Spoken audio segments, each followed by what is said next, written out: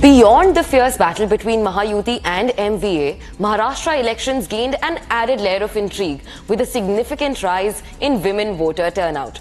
The overall voter turnout saw a surge of almost 5%, with Ladki Behan Yojana has turned out to be a transformative force, deepening parties' connect with women voters, which was significant even during BJP rallies in the state. And that is what really worked. Watch this report.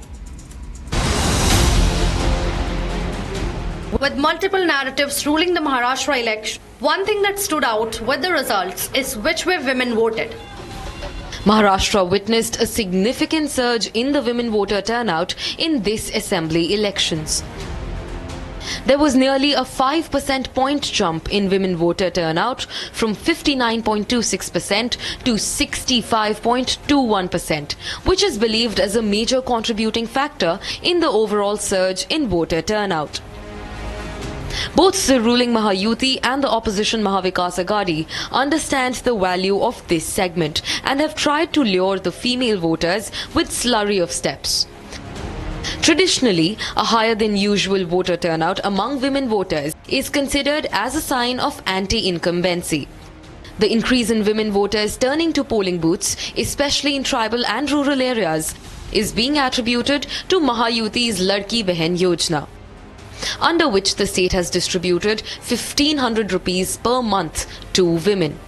But then, there is a reason why Mahayuti exuded confidence in women voters.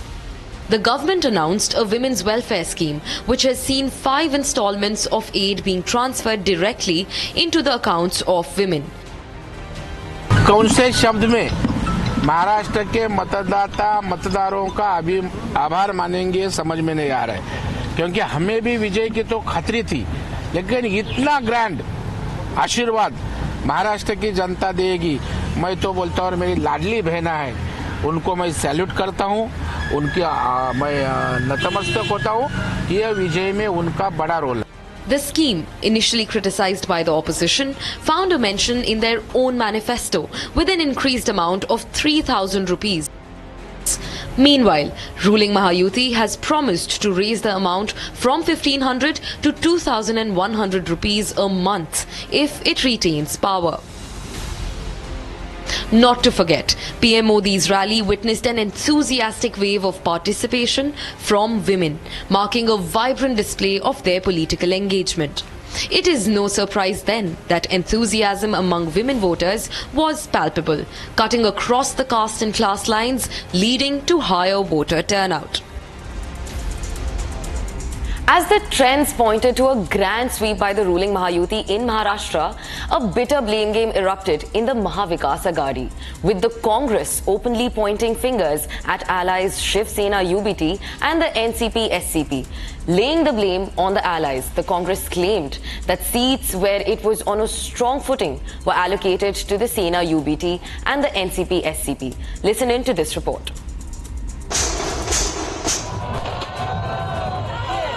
As D-Day wore on and the Mahayuti raced past the halfway mark in the counting trends for Maharashtra, the nines were out in the Mahavikas Aghadi. With the key battleground state headed for a saffron sweep and the Mahayuti streaking past the halfway mark of 144 seats, the Congress turned against its own partners. Hitting out at its own allies, the Congress blamed the rout on the Shiv Sena UBT and the Sharad Pawar-led NCP-SCP. The Congress claimed that the seats where it was on a strong footing and fancied winning were given to allies Sena UBT and the NCP-SCP. The differences over seat sharing, which threatened to split the Aghadi down the middle in the run-up to the assembly elections, came to the fore yet again as the numbers trickled in.